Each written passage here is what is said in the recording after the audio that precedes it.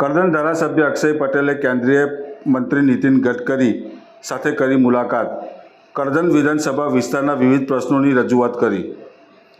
કરજણ ધારાસભ્ય અક્ષય પટેલે દિલ્હી ખાતે કેન્દ્રીય મંત્રી નીતિન ગડકરી સાથે મુલાકાત કરી વિધાનસભા વિસ્તારના વિવિધ પ્રશ્નોની રજૂઆત કરી હતી, જેમાં કરજણના નાગરિકો માટે ટોલ ટેક્સમાં રાહત અથવા સ્થાનિકો માટે અલગ સર્વિસ રોડ, બીજી તરફ ઇટોલા પોર ઓવરબ્રિજ, પોર ચાપડ બીલ પાદરા જતા લોકો માટે ટ્રાફિક અને અકસ્માતની સમસ્યાનું નિરાકરણ, બીજી તરફ કરજણ ઓવરબ્રિજ મામલતદાર સેવા સદન પાસે નવો ઓવરબ્રિજ બનાવવામાં આવે, જેથી લોકોને કંડારી કે ધાવડ ચોકડી સુધીના 5 થી 10 કિલોમીટરની ફરજિયાત મુસાફરી ટળી શકે. બીજી તરફ માંગલેજ નારેશ્વર ઓવરબ્રિજ યાત્રાળુઓ અને સ્થાનિકો માટે અકસ્માતના ભયથી મુક્તિ અને વડોદરા જતા રસ્તાની સુવિધા ઊભી થાય. લાકોદરા દેથાન ઓવરબ્રિજ નેશનલ હાઈવે 48 ઉપર કરજણથી વડોદરા 15-20 ગામના લોકો માટે સરળ અવર જવર થવા માટે રજૂઆત કરવામાં આવી હતી.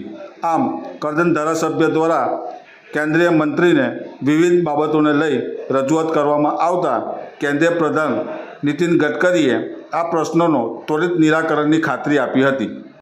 હાલની અંદર દિલ્હી ખાતે આપ નીતિન ગડકરી સાહેબ સાથે જે મુલાકાત કરી છે અને વિવિધ માગણીઓ જે કરવામાં આવી છે, જેમ કે નેશનલ હાઈવે 48 ઉપર પોર કરજણ અને ટોલ નાકા માટેની જે મુક્તિની માગણી કરી છે, શું કહેશો સાહેબ?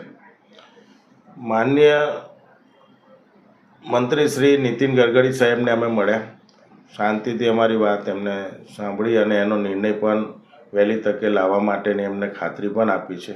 કરજણની પરિસ્થિતિની વાત કરીએ તો કરજણની અંદર જે રેલવે ઓવરબ્રિજ છે, જે ઘણા વર્ષો પહેલાં બનેલો તો એ જર્જરિત હાલતમાં હોય અને મિયાગા આપણે સેવા સદનવાળી જે ચોકડી ઉપર જે હાઈવે દ્વારા જે બંધ કરવામાં આવેલું છે કટ, અને એ ખોલવામાં આવે તો જ અમારે આ પેલા બ્રિજનો ઉપયોગ થઈ શકે એમ હોય.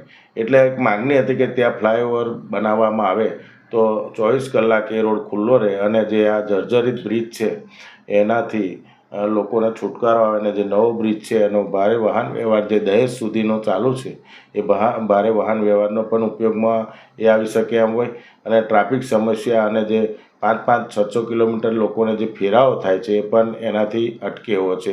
એવી જ રીતે ઇટોલાના વાત કરીએ તો ઇટોલા ચાંસદ જંબુસર સુધીના જે રોડ છે એ આખો રોડની અંદર એ જે ક્રોસ છે એ રોડ ક્રોસ કરવા માટે અવારનવાર ઘણા બધા એક્સિડન્ટો પોર પાસે થતા હોય, ઘણા લોકોના મૃત્યુ થયેલા છે, કેટલાય લોકો ઇન્જર થયેલા છે. એ ઘણા વખતથી ત્યાંના સ્થાનિક લોકોની પણ માગણી હતી. એ માગણીને ધ્યાનમાં લઈ અને માનનીય મંત્રીશ્રીને અમે આ પણ રજૂઆત કરી છે. એવી જ રીતે માંગલેજ નારેશ્વર મોટી કોરલ યાત્રાધામોને જોડતી એ ચોકડી છે, એ ત્યાં પણ એક અકસ્માત ઝોન ઘણો મોટો હોય અને ઘણા બધા લોકો એક્સિડન્ટની અંદર લોકો ઇન્જર થયા છે, મૃત પામ્યા છે. તો એવી જગ્યા ઉપર પણ ફ્લાયઓવર, એવી જ રીતે એમાં દેથાન લાકોદરા છે એ સિમરીથી સાડલી સિનોર સુધીને જોડતો એ રસ્તો છે. એવી રીતે સામે પણ ગામડાઓ જોડતા હોય તો આ ત્યાં પણ ફ્લાયઓવરની જરૂર હોય, ત્યાં પણ અવારનવાર એક્સિડન્ટ થતા હોય.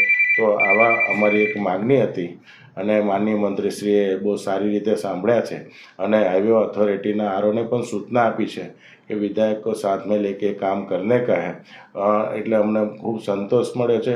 અને જે ટોલ પ્લાઝાની વાત છે એ લગભગ 1-1.5 મહિનાની અંદર સરકાર કોઈ નવો નિર્ણય લઈ શકે એમ હોય એટલે હાલ પૂરતું એમને કીધું કે આની મેં એમને હું નથી કંઈ કરી શકતો, પરંતુ અમે કંઈક નવો નિર્ણય લઈ લઈએ છીએ એટલે એની મેં ઘણી બધી જગ્યાએ ટોલ પ્લાઝા ઉપરમાં એની રાહત થઈ જશે.